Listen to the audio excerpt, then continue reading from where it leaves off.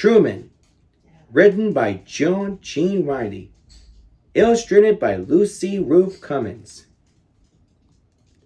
Truman was small, the size of a small donut, and every bit as sweet.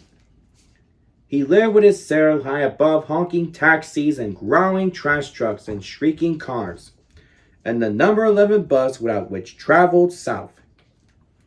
Truman never honked or growled or shrieked or anything or at anything or anybody. He was peaceful and pensive, just like his Sarah.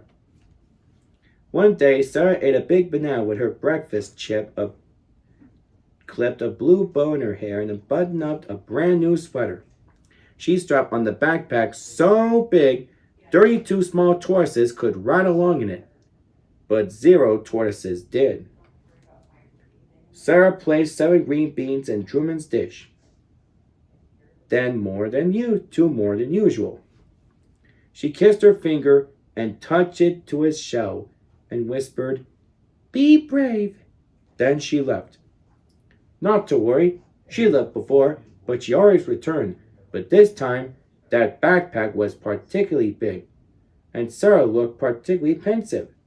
And that banana, and that bow, and let's not forget about those extra beans. That's when Truman saw something he'd never seen before. Sarah boarding the number 11 bus going south. The bus roared away. Truman waited for Sarah to return. He waited and waited. He waited 1,000 hours, tortoise hours that is, until he could wait no longer. He would go after his Sarah. We would catch the number 11 south, even amid the honking and the growling and the shrieking, even if it seemed impossible. Bonk. That's when he noticed the rocks, 3 rocks, that had always been there. Ordinary rocks that now seem extraordinary. And the arm of the couch, and the pillow popped just right, and that tall boot, and the rug, that glorious, endless rug. Without Sarah, their home seemed vast and uncharted and unsettling. Truly unsettling. But perhaps most unsettling was that Truman could no longer see the taxis, or the trash trucks, or the cars, or the number 11 bus. Which way was south anyway? Now the sun hung low like Truman's head and heart. Just then, and then, vroom, screech, whoosh, up floors and under doors, Truman heard a bus. It was time to catch the number 11 south, and met the honking and the growling and the shrieking.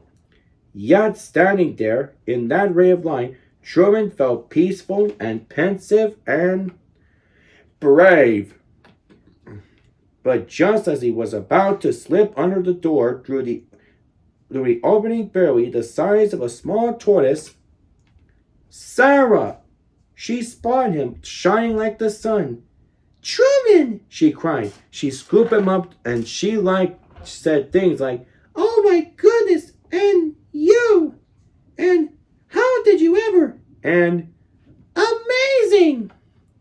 Sarah kissed her finger and touched it to his shell and tucked him back safely in his tank, where he was peaceful and pensive and proud. And later, just before bedtime, she read him a story.